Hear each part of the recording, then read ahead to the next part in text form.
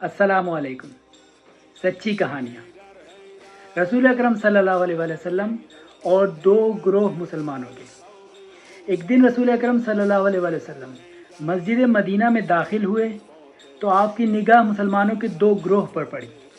एक ग्रोह ज़िक्र इलाही और इबादत में मसरूफ़ था, जबकि दूसरा तालीम व ताल्लुम और सीखने सिखाने में मशगूल था। पैगम्बर इस्लाम सल्लल्लाहु अलैहि वसल्लम दोनों जमातों को देखकर बहुत खुश हुए।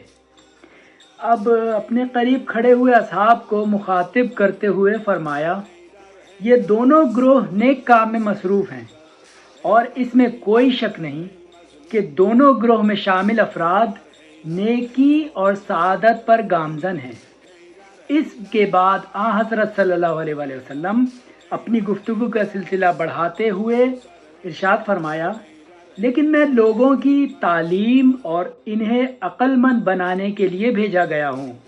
ये जुमला अदा करते हुए रसूल मकबूल सल्लल्लाहु अलैहि वसल्लम इस जमात की तरफ बढ़ गए जो तालीम व ताल्लुम और सीखने सिखाने में मसरूफ़ थी। वहाँ पहुँचकर वो भी इन लोगों के साथ पूरी तरह सरगर्म हो गए। इस वाक़े से हमें ये सबक मिलता है कि बेशक ज़िक्र इलाही और इबादत की अपनी अहमियत है और इससे इस्तिफ़ादा भी हासिल करना चाहिए, लेकिन हमें तालीम और ताल्लुम और अमल खैर को भी मलहूज़ ख़ातिर रखना चाहिए और अल्लाह ताला की इबादत के साथ तालीम हासिल भी करना चाहिए और दूसरों को भी सिखाना चाहिए। बहुत शुक्रिया।